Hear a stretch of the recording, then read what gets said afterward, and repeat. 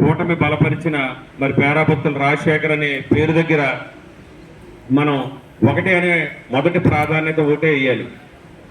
మనకి విషయం చెప్పారు, ఒకటే అని ఇద్దరికి వేసినా చెల్లుబాటు కాదు, ఒకటేసి రెండు మానేసి 3, 4, 5 వేసినా చెల్లుబాటు కాదు. కానీ ఈ కన్ఫ్యూజన్ మనకు వద్దు కాబట్టి కూటమి మరి బలపరిచిన అభ్యర్థిగా మన అందరం కూడా ప్రతి గ్రాడ్యుయేట్స్కి మొదటి ప్రాధాన్యత ఓటు ఒకటి మాత్రమే వేయాలని అడుగుదాం.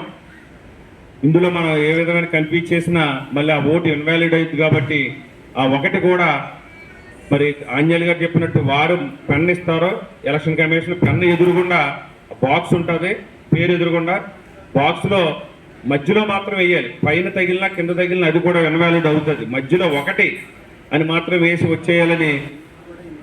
టిక్ కూడా ఇన్వాలిడే, ఎస్ అని పెట్టినా ఇన్వాలిడే. లేకపోతే ఎక్కువ మీకు బ్యానర్ మీద చూపించాం, చాలామంది మరి తెలుగుదేశం అభిమానం మీద జై చంద్రబాబు అని రాస్తారు కొంతమంది, అది ఇన్వాలిడే. లేకపోతే జై పవన్ కళ్యాణ్ అని రాయొచ్చు, అది ఇన్వాలిడే. లేకపోతే జై నరేంద్ర మోడీ అని రాసిన ఇన్వాలిడే. కాబట్టి ఒకటే అని మరి మనందరం కూడా పెద్ద ఎత్తున ప్రచారం చేయవలసిన అవసరం ఉంది. మరి ఈ నియోజకవర్గం కూడా పెద్ద ఎత్తున ఆ రోజు కూటమి అభ్యర్థిగా మరి రోషన్ గారికి ఎలాగైతే మద్దతు తెలియజేసి మరి నెగ్గించుకున్నారో అదే విధంగా కూటమి అభ్యర్థిగా నన్ను కూడా అత్యధిక మెజారిటీతో ఈ నియోజకవర్గం ఈ జిల్లాలోనే ఎక్కువ ఓట్లు వచ్చే విధంగా మీరందరూ కృషి చేయాలని, మరి ముఖ్యంగా మరి జనసేన ఇన్ఛార్జి గారు కొన్ని విషయాలు చెప్పారు. కొన్ని ఇబ్బందులు ఉన్నాయి, వాస్తవం, మనం ఒప్పుకుని తీరాలి. ఎందుకంటే ఒక కుటుంబంలో 4 అన్నదమ్ములు ఉంటేనే మనకి పట్టలేదు. అలాంటిది మన జనసేన మరి ఎంతో ఆశయంతో పవన్ కళ్యాణ్ గారు పార్టీ పెట్టారు. అలాగే బీజేపీ ఒక క్రమశిక్షణ గల నాయకత్వం ఉంది వారు. అలాగే తెలుగుదేశం పార్టీ మనందరికీ తెలుసు, మండల స్థాయి నుంచి బూత్ వరకు కూడా మనకి పటిష్టమైన నాయకత్వం ఉంది. మన ముగ్గురు కలిసిన వల్లనే అంత మంచి రిజల్ట్ వచ్చింది.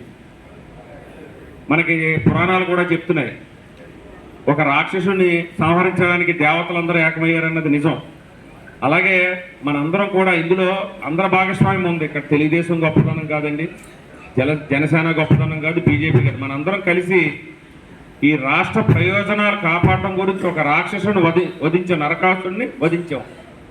మరి అలాంటి రాక్షసుడు మళ్ళీ ఏ ఎలక్షన్ వచ్చినా అది నాది వ్యక్తిగతంగా ఈ ఎలక్షన్లో నెగ్గితే నేను ఎమ్మెల్సీ అవుతాను, నా వ్యక్తిగతంగా అవుతాం. అది ప్రయోజనం కాదు. ఈ రాష్ట్రంలో ఏ ఎలక్షన్ జరిగినా జగన్మోహన్ రెడ్డి లాంటి రాక్షసుడు పోతాం, చంద్రబాబు నాయుడు గారు, పవన్ కళ్యాణ్ గారు, మోడీ గారు ఒక సీసాలో బంధించి భూస్థాపితం చేశారు. మళ్ళీ మనం ఆదమర్చినట్లయితే మళ్ళీ పోతాం బయటకు వస్తే మళ్ళీ ఈ రాష్ట్రం పూర్తిగా దెబ్బతింటుంది. గతంలో మనం చూసాం, ఒక్క ఛాన్స్ అన్న సానుభూతితో 1924 మధ్యలో జగన్మోహన్ రెడ్డిని మరి సానుభూతితో నెగ్గించారు ప్రజలందరూ. ఏమైనా